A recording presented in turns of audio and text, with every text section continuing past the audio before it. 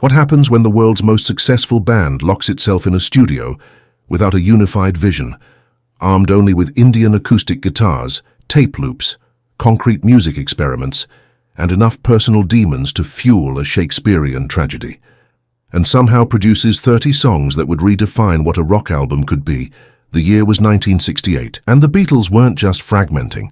They were exploding into 4 distinct creative universes, each pulling the band's sonic fabric in radically different directions. The resulting double album, officially titled The Beatles, but universally known as the White Album due to Richard Hamilton's minimalist cover design, remains perhaps the most fascinating contradiction in rock history, a work of staggering musical diversity that documents both the peak of the band's creative powers and the beginning of their inevitable dissolution. To understand the genesis of the White Album, one must first grasp the seismic shift that occurred when the Beatles retreated to Rishikesh, India, in February 1968. It wasn't a trendy trip or a publicity stunt. It was a desperate attempt by 4 young men to find meaning. Beyond the suffocating bubble of Beatlemania, John Lennon, Paul McCartney, George Harrison, and Ringo Starr had conquered the world, but the world was conquering them back. The death of their manager, Brian Epstein, in August 1967 had left them adrift, and the devastating critical reception of their television special Magical Mystery Tour had punctured their aura of invincibility. In Maharishi Mahesh Yogi's ashram, something extraordinary happened. Stripped of their usual studio arsenal, armed only with acoustic guitars, the band underwent what can only be described as a creative explosion. Songs poured out like water from a broken dam. Lennon, freed from the distractions of London's drug scene, experienced a songwriting rebirth. McCartney, ever the melodic craftsman, found new textures in simplicity. Harrison, long overshadowed by the Lennon-McCartney partnership, discovered his own voice with unprecedented clarity. Starr, who left early claiming he couldn't stomach the food, contributed his first solo composition. The sheer volume of material generated during this period was staggering. Various accounts suggest that between 30 and 40 songs were written or significantly developed during their stay in India. Though the exact number remains debated among Beatles historians, these weren't throwaway compositions or half-baked ideas. Many would become cornerstones of the White Album and their subsequent solo careers.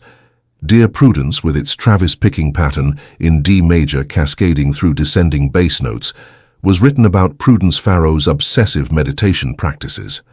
While My Guitar Gently Weeps, Harrison's masterpiece featuring Eric Clapton's weeping guitar lines in a minor, emerged from philosophy about universal sadness. Blackbird, McCartney's finger-picked meditation inspired by racial tensions and the civil rights struggle in America, used an ascending bass line inspired by Bach against a melody in G major, becoming one of the most covered songs in popular music. When the Beatles reconvened at EMI Studios on Abbey Road on May 30th, 1968, they brought this treasure trove of compositions, but also the seeds of their destruction.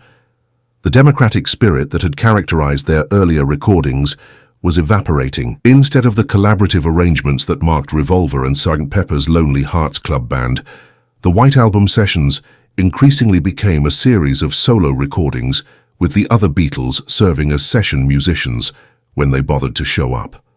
The technical approach to recording the White Album marked both a return to basics and a leap into the avant-garde. After the orchestral excesses and psychedelic production techniques of their previous albums, there was a conscious decision to strip many songs down to their essential elements.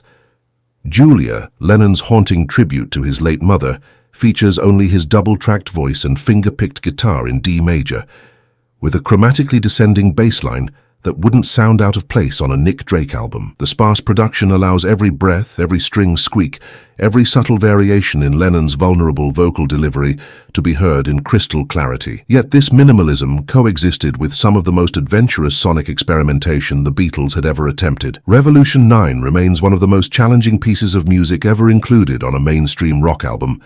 8 minutes and 22 seconds of musique concrète that makes Karlheinz Stockhausen sound like Perry Como, built from tape loops, reversed orchestral recordings, random radio broadcasts, and Yoko Ono's avant-garde sensibilities.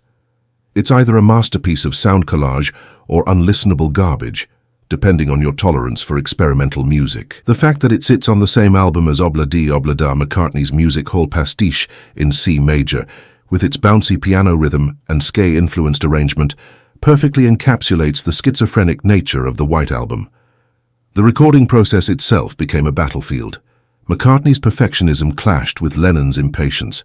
Harrison's growing confidence as a songwriter met dismissive attitudes from his bandmates. Starr, feeling increasingly marginalized, actually quit the band on August 22, 1968. During the recording of Back in the USSR, McCartney's Beach Boys parody, featuring a rock progression in a major, airplane sound effects, and multi-tracked harmonies reminiscent of California Girls. McCartney ended up playing drums on that track and on Dear Prudence, displaying a looser, more aggressive style than Starr's typically restrained approach. The technical innovations scattered throughout the White Album deserve detailed examination. Happiness is a Warm Gun represents one of the most complex compositions the Beatles ever recorded, featuring multiple time signature changes from 4/4 to 6/8 to 3/4 and back. Within its brief 2:43 duration, the song progresses through distinct sections: a finger-picked intro in C major with chromatic descents, a waltz-time passage with doo-wop backing vocals, and a climactic blues rock finale in A major. The title, taken from an American gun magazine Lennon had seen, adds a layer of dark irony that anticipates punk rock's sardonic worldview by nearly a decade. Helter Skelter deserves special mention as one of the earliest and most influential proto-metal recordings. McCartney, inspired by a review of The Who's I Can See for Miles that described it as the loudest, rawest rock song ever recorded, decided to outdo it. The result is 4:29 of controlled chaos, a grinding riff in E major played through overdriven Vox amps, Starr's thunderous drumming pushing the meters into the red, and McCartney's larynx-shredding vocals that make Robert Plant sound like a choir boy. Its influence on subsequent heavy music cannot be overstated. Everyone from Black Sabbath to Soundgarden owes a debt to its proto-metal fury. The fade-out, fade-in ending featuring Starr's famous shout, "I've got blisters on my fingers," wasn't staged. It was the genuine exhaustion of a drummer who'd just played his kit like he was trying to destroy it.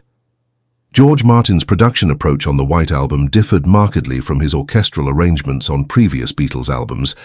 Here, he functioned more as referee and technical facilitator than creative partner. The band's insistence on maintaining the raw live feel of many tracks meant Martin's role shifted to capturing performances rather than building them.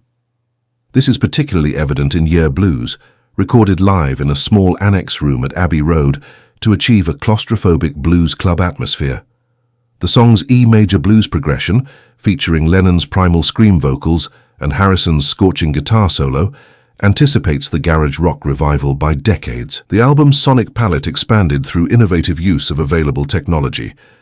Artificial double tracking, ADT, invented by Abbey Road engineer Ken Townshend, was employed extensively but more subtly.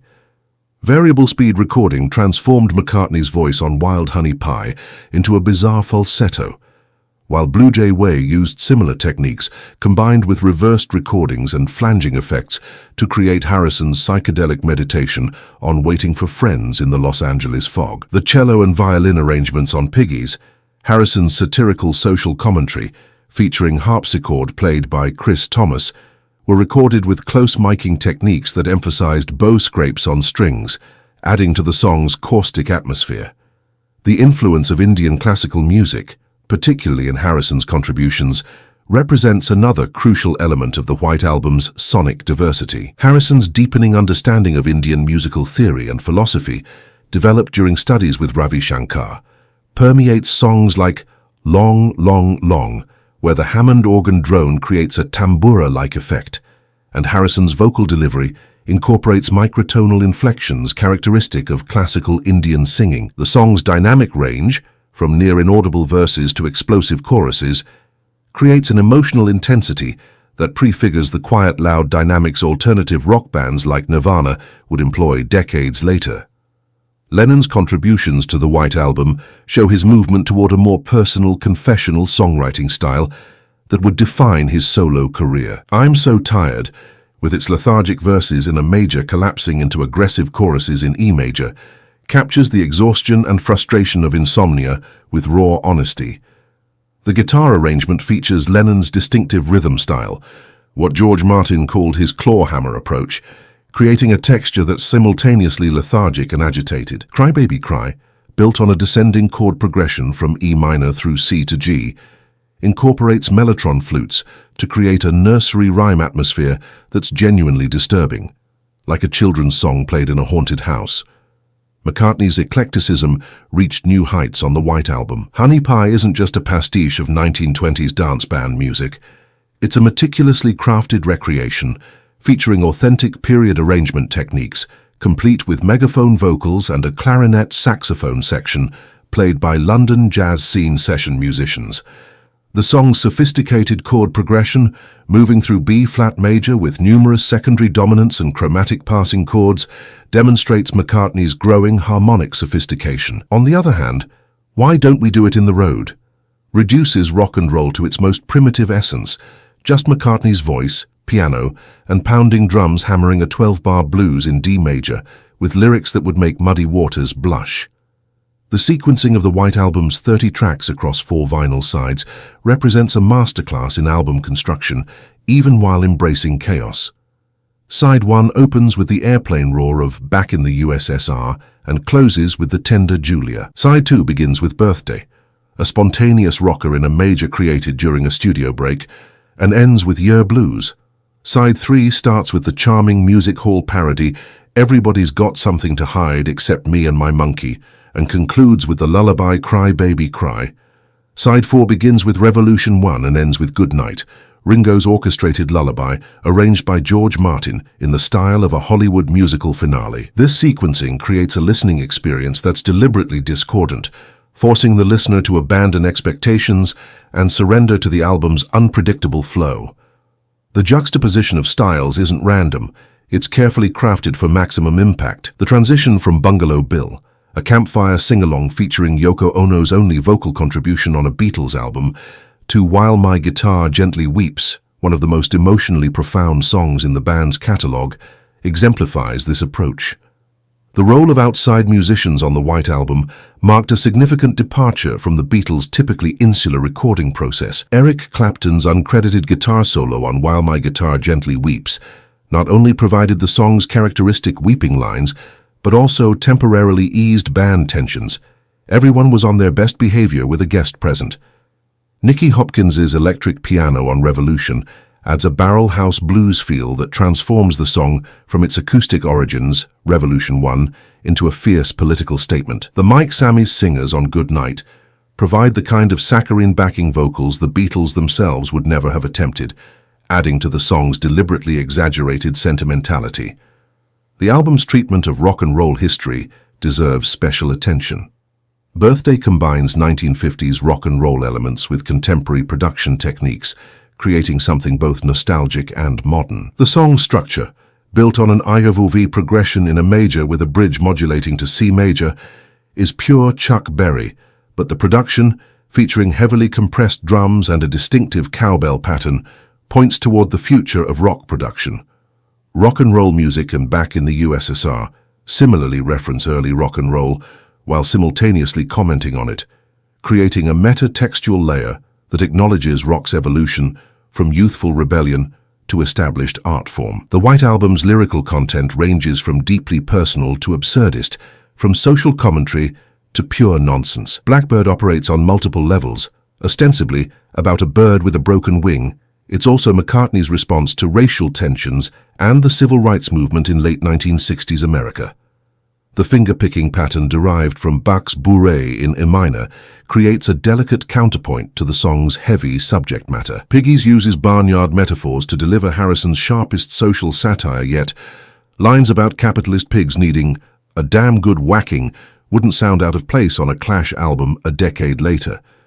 Lennon's wordplay reaches surreal heights in Glass Onion, a self-referential piece that comments on Beatles mythology while adding new layers of confusion.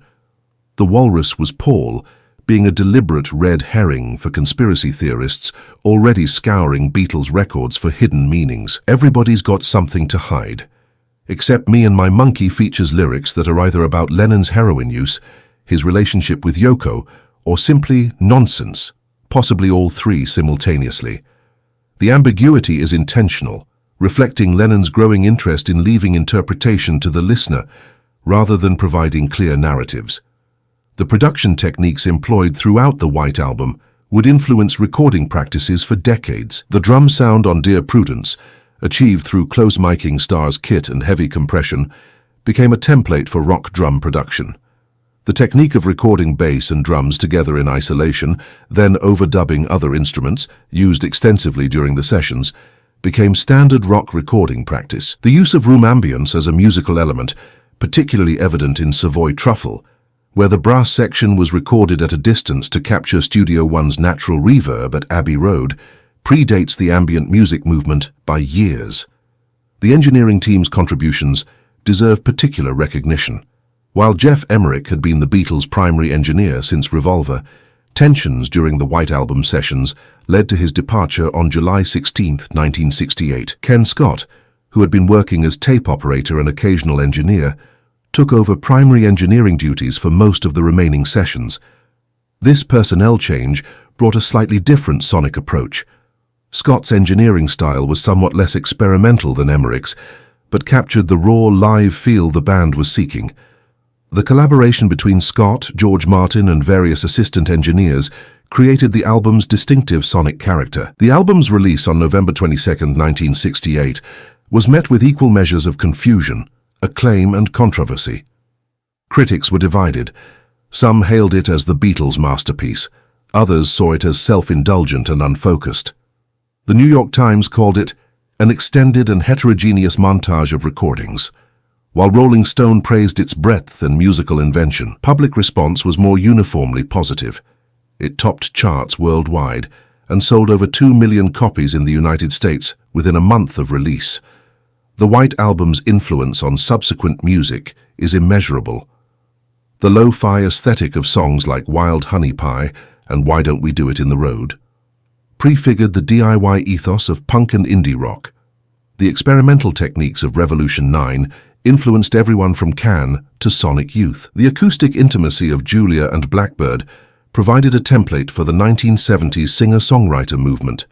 The heavy rock of Helter Skelter and Yeah Blues pointed toward heavy metal and grunge.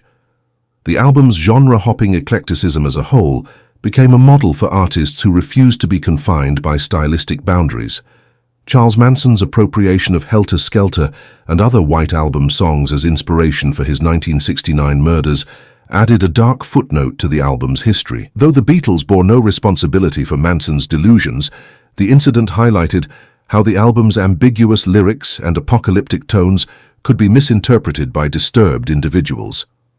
McCartney's innocent song about a playground slide became forever associated with mass murder, a reminder of how art, once released into the world, escapes its creator's control. The technical achievements of the White Album sessions pushed Abbey Road Studios' equipment to its limits. The use of 8-track recording, still relatively new technology in 1968, allowed for more complex overdubbing than ever before. The Beatles and their engineers developed new techniques for track bouncing, artificial double tracking creation, and tape speed manipulation to achieve desired effects. The extensive use of close miking techniques, particularly on acoustic instruments, captured unprecedented levels of detail in rock recordings. The decision to include room noise, count-ins, and studio chatter on various tracks added a documentary quality that made listeners feel like participants in the creative process. George Harrison's emergence as a major songwriting force on the White Album cannot be overstated. Beyond While My Guitar Gently Weeps, his contributions include Savoy Truffle, inspired by Eric Clapton's Chocolate Addiction and featuring a brass arrangement that sounds like it's been run through a broken amplifier, and Long, Long, Long, whose quiet intensity and spiritual yearning pointed toward Harrison's solo career. The fact that Harrison had enough quality material left over for his 1970 triple album, All Things Must Pass, indicates how creatively fertile this period was for him. The album's treatment of gender and relationships reflects the changing social dynamics of 1968. Julia presents male vulnerability and maternal longing with unprecedented emotional nakedness. Martha, My Dear may ostensibly be about McCartney's sheepdog, but its music hall arrangement and complex harmonic structure elevate it beyond novelty. Sexy Sadie, originally a bitter attack on the Maharishi before Lennon changed the name, demonstrates how personal disappointment could be transformed into universal commentary on disillusionment with authority figures. The role of drugs in the White Album's creation is complex and often contradictory.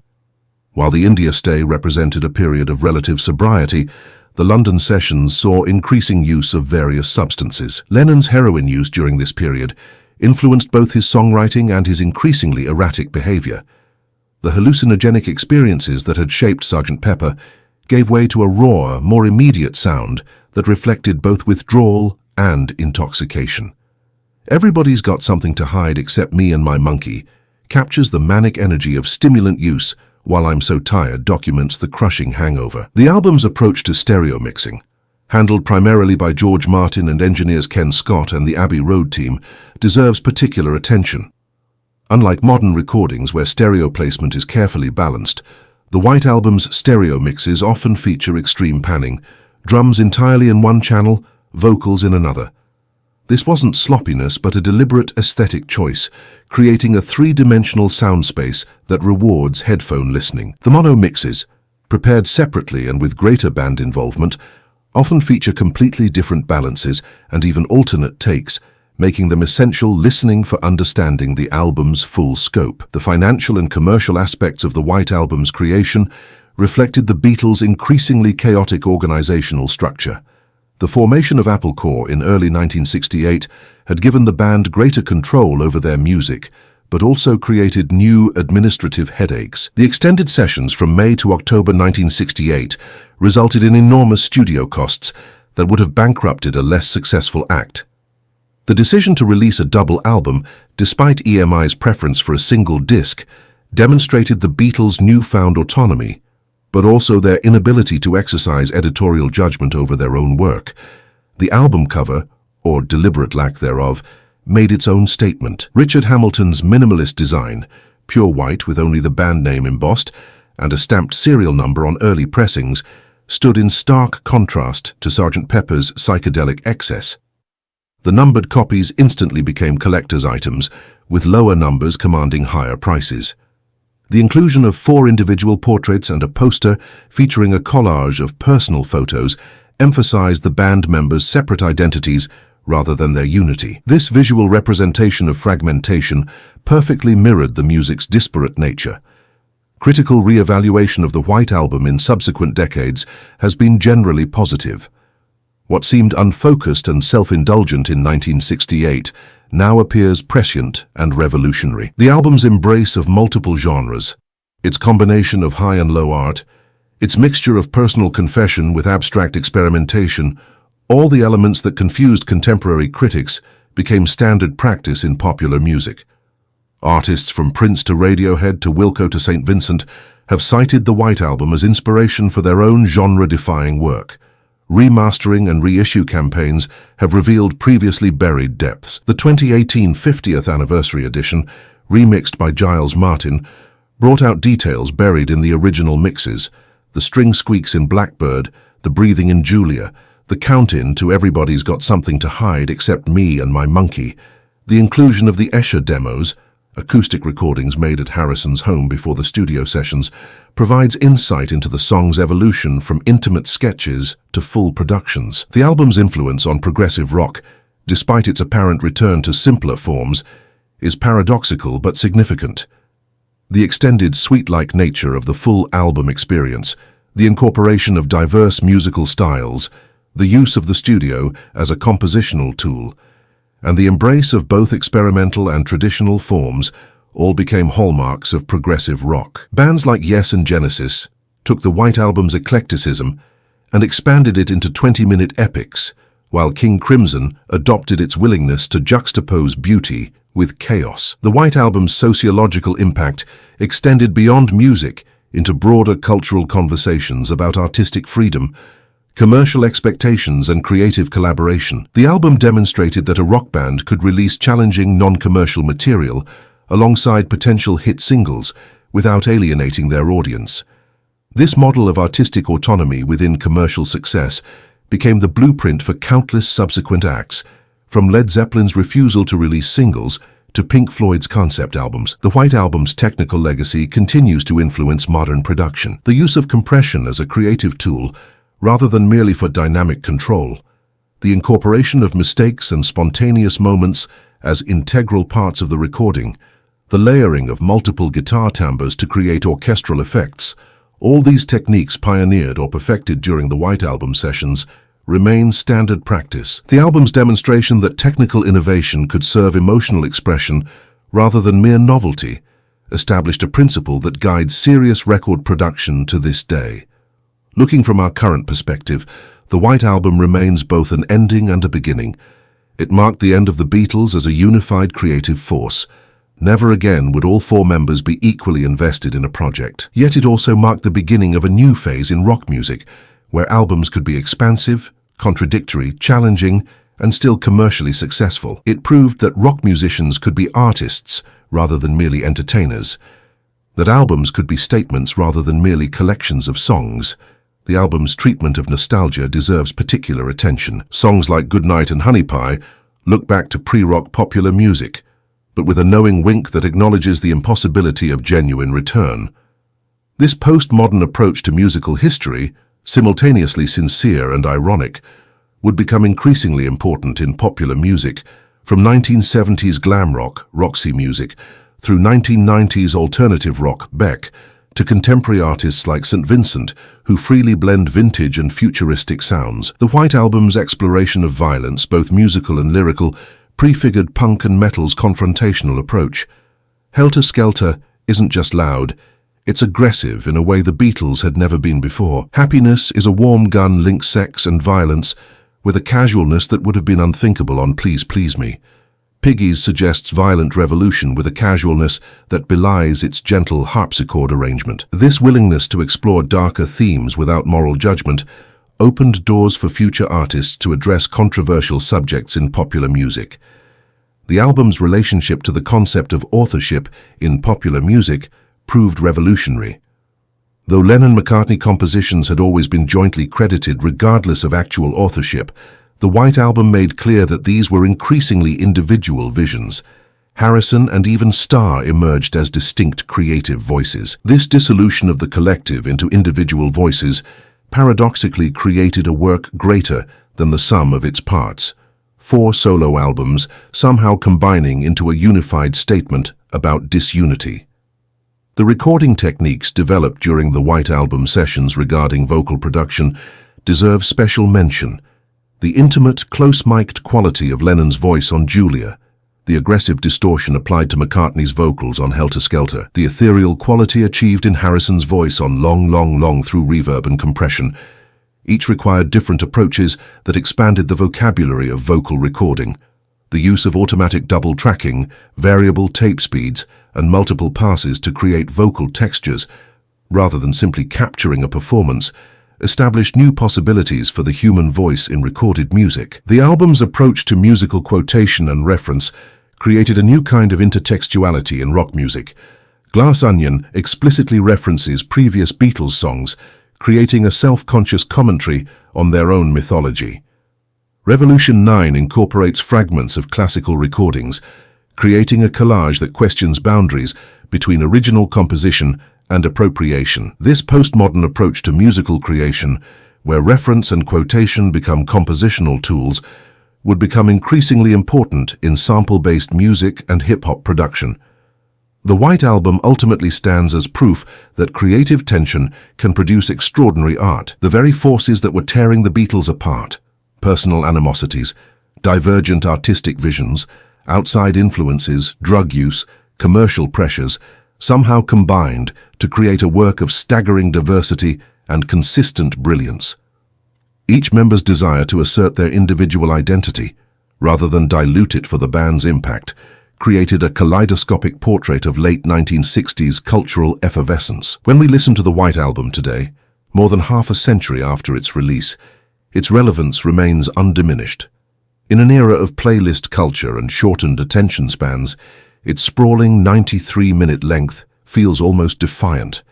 Yet its eclecticism suits modern listening habits perfectly, where genre boundaries have largely dissolved. The album's embrace of both high and low culture, its blend of sincerity and irony, its combination of technical innovation and primitive expression, all feel remarkably contemporary.